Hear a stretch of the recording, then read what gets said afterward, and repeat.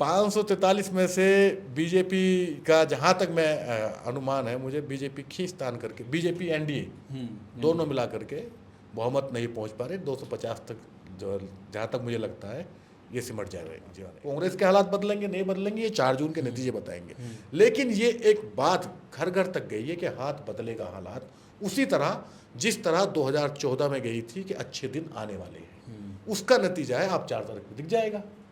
अगर लोगों को लगता है, जो काफ़ी दिख भी रहा है, कि उन्हें अब धर्म की राजनीति से निकल करके अपने मुद्दों पर बात करनी है, तो उन्हें लगता है तो अब 4 तारीख को दिख जाएगा कि वो कहाँ गए हैं।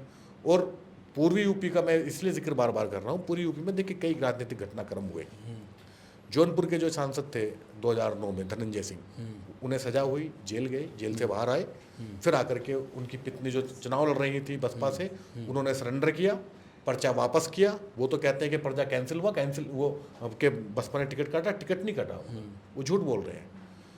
उन्होंने पर्चा वापस किया और जाकर के उन्होंने समर्थन कर दिया किसको? बीजेपी को। ये समर्थन नहीं था, इसे अगर राजनीति की भाषा में कहें तो इस समर्थन नहीं समर्पण था एक तरह से, नंबर 1। दूसरा, उसी से बराबर का लगा हुआ जिला कुछ फासले पे प्रतापगढ़, प्रतापगढ़ के राजा भैया अमित शाह से मिले और समर्थन कर दिया किसको? आकर के उन्होंने समाजवादी पार्टी को। तो इसने, यानी कि जो राजपूत राजनीति है जो काफी असर रखती है, उसने पश्चिम से शुरू हुई ये जंग, राजपूतों का जो एक द्वंद्व शुरू हुआ था पश्चिम से कि राजपूत समाज हिस्सेदारी चाहता है, अपनी राजनीति में भागीदारी चाहता है, वो शुरू होते होते वो पूर्वी तक यूपी तक पहुंच गया और बीजेपी उसको डैमेज कंट्रोल नहीं कर पाई। ये एक चीज़ हुई और उसी का नतीजे में आप देखिएगा आप क्या होने जा रहा है।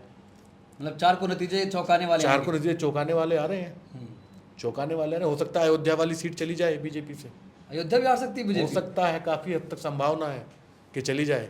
बीजेपी तो नारा लगा रही थी, जो राम को लाए उनको लाएंगे। नहीं, बीजेपी ने जो नारा लगाया था भूल गए सारे नारे वो।